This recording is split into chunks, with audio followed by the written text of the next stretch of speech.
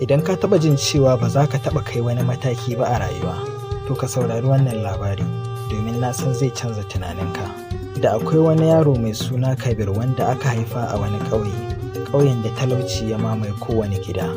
Mahaifinsa manomi ne, mahaifiyarsa kuma tana sayar da kayan lambu a gefen hanya. Da ƙyar suke cin abinci sau 3 a rana, wasu lokuta Kabir yana kwana da yunwa. Yana zuwa makaranta da tsofaffin tufafi, kullum yana zama a bayan aji, ba wai don yana so ba, saboda sauran ɗalibai ba sa son zama kusa da shi. Ana yi masa dariya, ana yi masa ba'a, ana cutar da shi. Amma Kabir yana da wani abu da ya bambanta shi da kowa, ma'ana wutar zuciya, domin ya yi imani da cewa wata rana rayuwa dole za ta canza. Bayan an tashi makaranta, yayin da sauran ɗalibai suke zuwa gurin wasa, shi kuma Kabir yana zuwa gidan wani makwabcinsu yana aro tsofaffin jaridu. Domin yana da ƙoƙarin karanta labarai, baya da waya, balle intanet, amma yana da ƙwazo da neman ilimi. Yana da shekara 14, sai ya fara aiki a wani ƙaramin shago a gefen hanya. Yana adana kuɗin da yake samu, yayin da yara suke kashe kuɗinsu wajen sayan kayan wasa.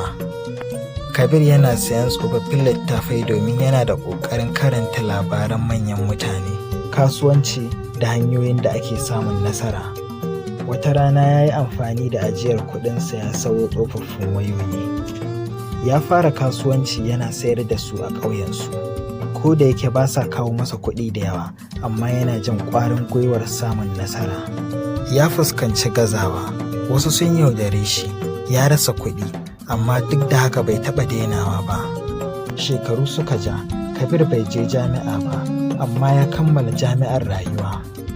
Ya koyi kasuwanci, lissafi, digital skills ta hanyar kallon bidiyoyi kyauta a intanet. Yana da shekaru 25 Kabir ya ƙaddamar da nasa kasuwanci a intanet. Cikin shekaru 2 kacal, alamarsa ta nasara ta fara bayyana. Ya kafa kamfani da yake ɗaukar ma'aikata sama da 100. Yanzu mutanen da suke yi masa dariya a da suna mamakinsa, suna kiransa abin koyi. Amma Kabir bai taɓa mantawa da ranakun yunwa ba, yana cewa, tarihi ne ya bani ƙarfin gina makoma. Saboda haka rayuwa komai wahala, kada ka taɓa daina ƙoƙari akan burinka, kada ka taɓa haƙura. Idan har ka koyi wani abu a cikin wannan labari, to ka taimaka ka yi sharing ɗin wannan labari zuwa ga wani wanda yake buƙatar irin shi.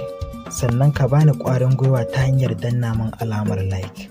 Idan kuma kana buƙatar ƙarin ire-iren waɗannan labarai, ka danna min alamar subscribe ta yadda da zarar na ɗora sabon shiri za ka zama na farko da zai fara sani. Na gode.